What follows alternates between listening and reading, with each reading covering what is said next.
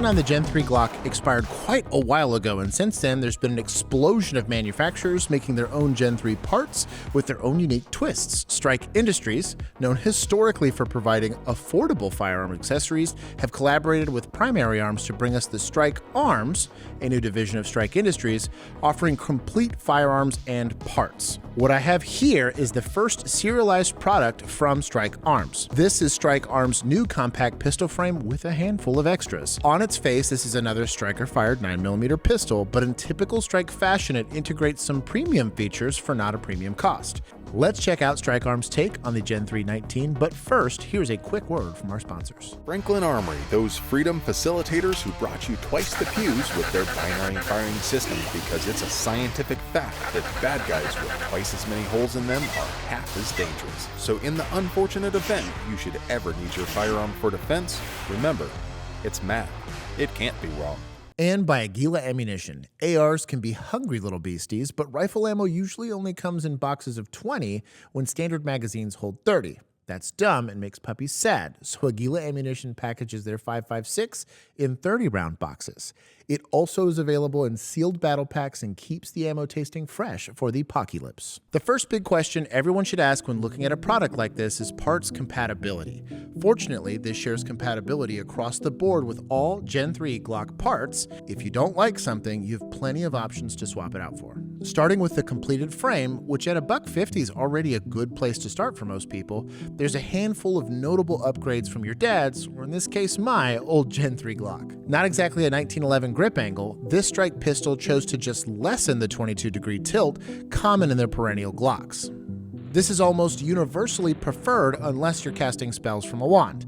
They also exaggerated the beaver tail a bit. I personally have never gotten slide bite from a Glock, but I could see other people appreciating that feature. Another huge upgrade over even Gen 5 Glocks is the grip texture.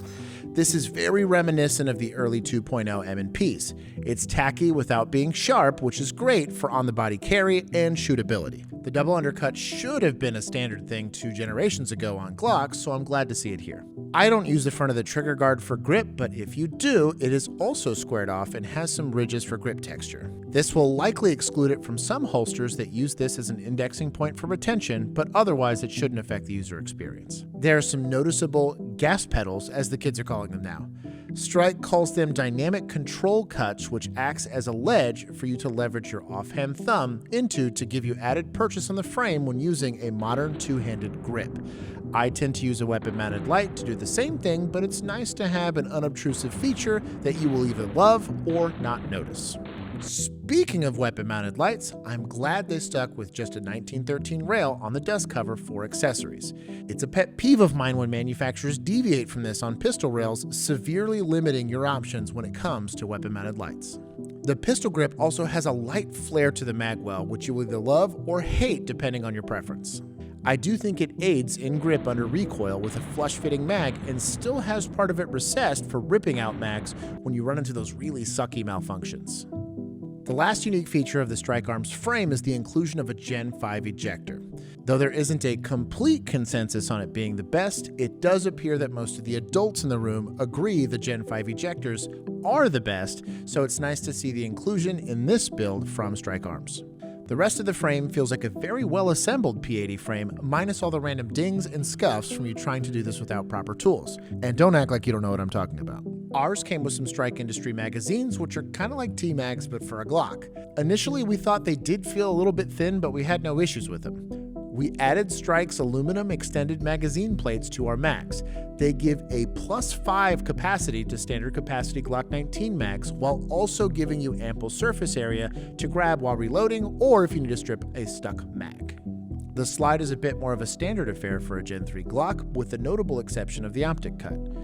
It has holes for days and comes with a ton of mounting hardware. Their website has a thorough compatibility chart, and the whole system is very reminiscent of the Viz system on the Echelon. I do think the Echelon still has it beat in adaptability, but again, for the price, this is super close in capability. Something I didn't know Strike Industries was into was making optics. Though I'm sure this is made overseas, the Hexion Tech Seeker's a pretty decent unit for something that comes in right at around $100. We might do a full review later on just the site, but the 50,000 foot view is it's an RMR footprint, 3 MOA red dot with 4 reticles, a top feeding battery tray, auto off capabilities, and kind of a cool optional shroud that can make it semi-enclosed for those of you who are into that. My takeaways were that it was definitely bright enough for daytime use, came in a footprint that made sense, and is feature-rich enough that you get the red dot experience without the often prohibitive red dot price for a pistol. The last big thing on this pistol is the rather pronounced masked driver compensator. Its unique design does not require a threaded barrel and instead attaches to a proprietary guide rod that indexes with the slide. This is not a new product by any means, but our testing shows that it works as advertised. A whole lot of recoil reduction for a whole lot of inability to find a compatible holster. It's definitely a cyberpunk fever dream and actually rather functional, but like I said before, you will either love it or hate it. Everything except for the flashlight is available on Strike Industries' website or Strike Arms, which is really rare to see nowadays, and if you click around, I think you'll be surprised at how affordable everything is. So with the scripted portion done, this is our autism podcast where we talk about some more of the finer details as far as our shooting experience with it, how our testing went, and then what we did and kind of who we think this is for. But I think this is a pretty interesting, maybe not to, and I can already hear the comments like, oh my God, another striker-fired gun. And I get that, but I think a lot of people that make those comments come from a place of privilege that you've been having guns for years, right? And I don't think it's necessarily like it as a unit altogether. It's the pieces individually. I don't think you can buy this as a complete unit. You have to kind of piece it together if you want. Yeah. But I think the frame is pretty compelling. The price it's coming in at, it's giving you a lot of features. Granted, if you already have a Glock, you could go out and pay to get it stippled. You can pay to have all that done, but it's going to probably equate to the cost of just going out and buying something like this. Granted, you still have to do the transfer for this. With the gas pedals, the texture, I mean, I do think it's a very big upgrade from stock. Yeah. And I think also like Strike just has a way of kind of cyberpunking guns. They kind of do, yeah. They definitely have like their aesthetic. But I think at the very minimum, it was a big reason why P80 frames were so popular for a long time is they had 1913 rails. Yeah. The grip angle was a little bit better. They had a really good gas pedal on them too. Right. And so like a lot of guys going from a standard Glock, it's what makes Glocks great is that they're reliable guns, right? It ends there.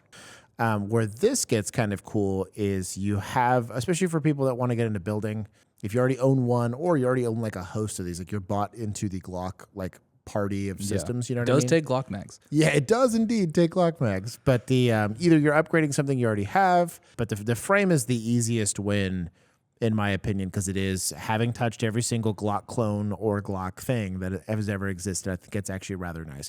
A lot of companies are finally listening to stuff like grip texture. They're taking a cue from, I think, the competition world for it. Kind of the next thing for me, at least, was the mag, since it's kind of part of the lower, if you want to talk about it here. But they have the T-mag is kind of what we referred to it as. And initially, we thought this was a problem. We installed the mass driver incorrectly the first time, and surprise, surprise, it didn't work terribly well.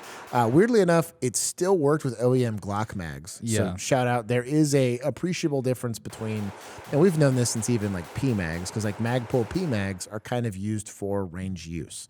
Yeah. So I'm not dumping my frontline gear in the sand all the time that I have to go take it apart and clean it. Typically, people will use less expensive magazines for that. I think these are cool for that. They're definitely less expensive. Yeah. But once we fixed the mass driver, we actually installed it correctly. They worked just fine.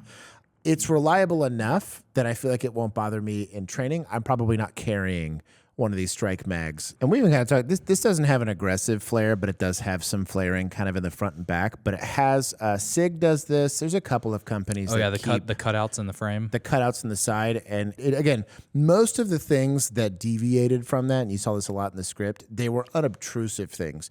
You'll see like in an open gun, where you have just like a straight up charging handle on the side of your slide, that's pretty obtrusive. Kind of the same thing with like a lot of, ironically, the mass drivers in the exact opposite direction.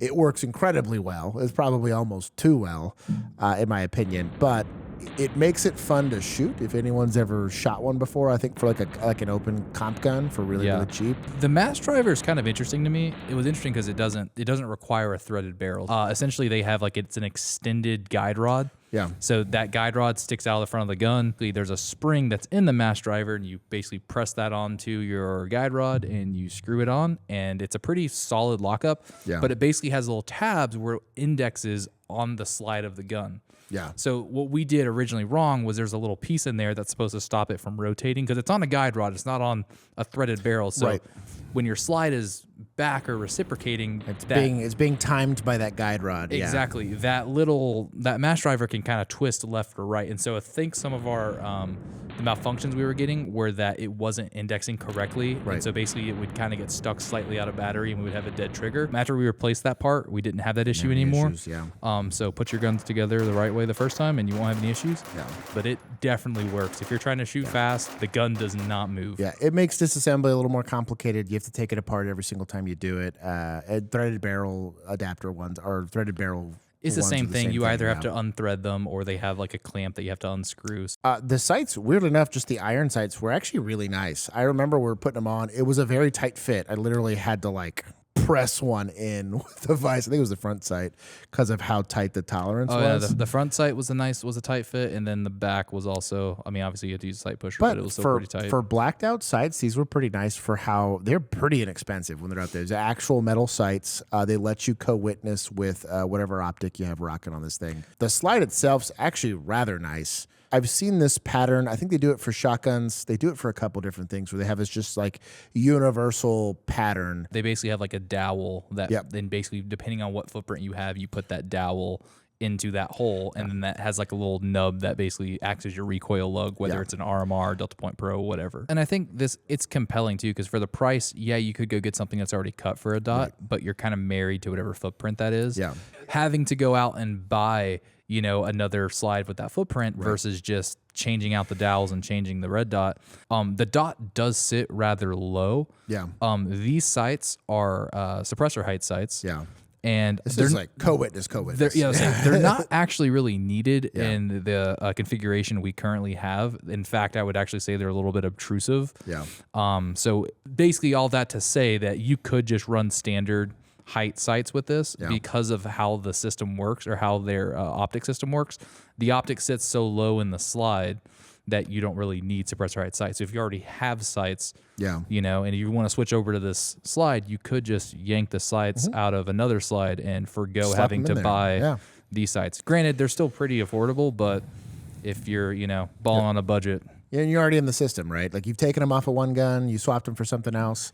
While we're there, it was a complete surprise to me because I remember David was like, the dot. I'm going to send you a dot. And I was like, I have red dots. He's like, no, we have a dot. So it's the Seeker.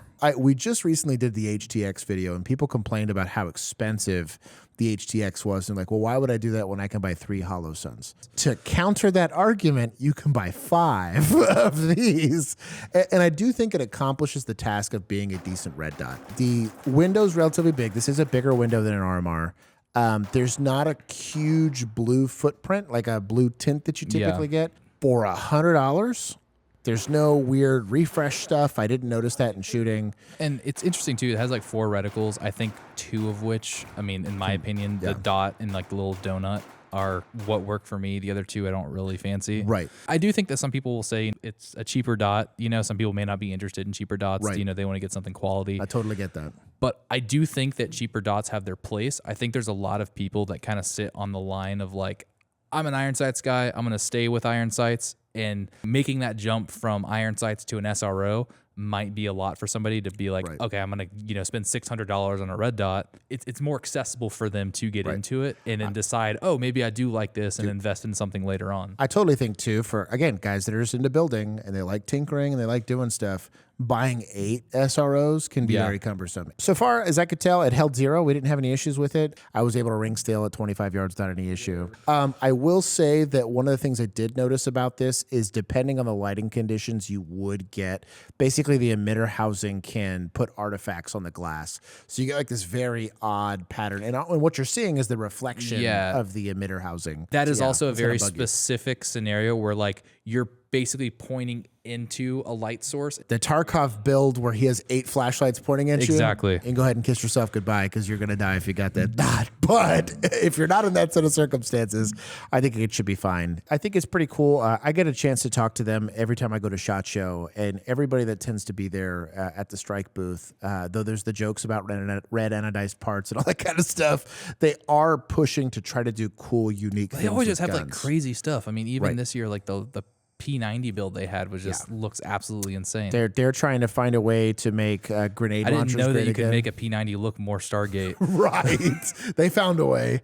And then again, I think the strike chassis are pretty cool, but all of this individually you can put together. The frame is going to be part of Strike Arms, which is its own thing. So I'm curious to see if they're spooling up to be making complete firearms, like where you're getting like the strike This chassis. is the part where I get to look into the camera and say, David, it would be really cool if you made a chassis for this. David, if you see this, because I know you will, hear us out.